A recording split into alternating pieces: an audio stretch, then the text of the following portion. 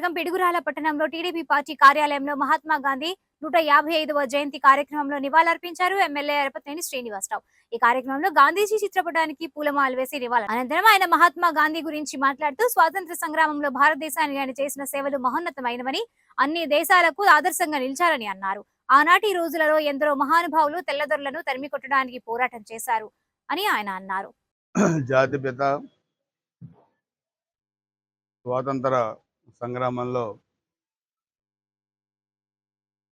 భారతదేశానికి ఒక దిక్సూచి మార్గదర్శిగా పనిచేసి 200 సంవత్సరాల తెల్లదొరల పరిపాలన అంతమొందించి భారతదేశానికి స్వేచ్ఛా వాయువులు అందించిన మహాత్ముడు మహాత్మా గాంధీ జయంతి సందర్భంగా ఆ మహనీయునికి నివాళులు అర్పిస్తూ ఈరోజు భారతదేశం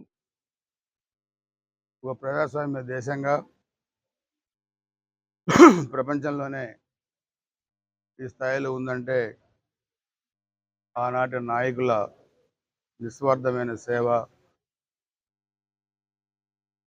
దేశం కోసం పరితపించిన విధానం ఒక కారణం. గాంధీ గారు కలగన్న గ్రామ స్వరాజ్యం ఈరోజు మనం చూస్తే మన ఆంధ్రాలో కూడా ఎన్డీఏ ప్రభుత్వం,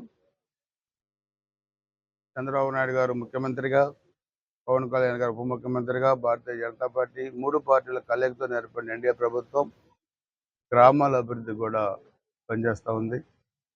5 సంవత్సరాల వైసీపీ అరాచక ప్రభుత్వాన్ని ఇంటికి పంపించినా కానీ ఆ వాసనలు ఇంకా పోల.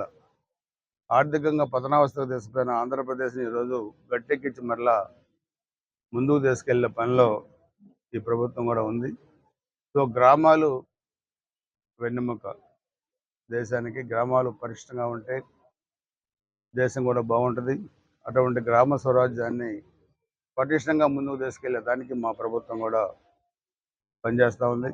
ఆ మహనీయునికి నివాళులు అర్పిస్తూ ఆంధ్రప్రదేశ్ రాష్ట్ర పురోగతిని, అభివృద్ధిని ఆయన అడుగుజాడల్లోనే ముందుకు తీసుకెళ్తామని చెప్పి తెలియజేసుకుంటూ ఘనమైన నివాళులు అర్పిస్తాం.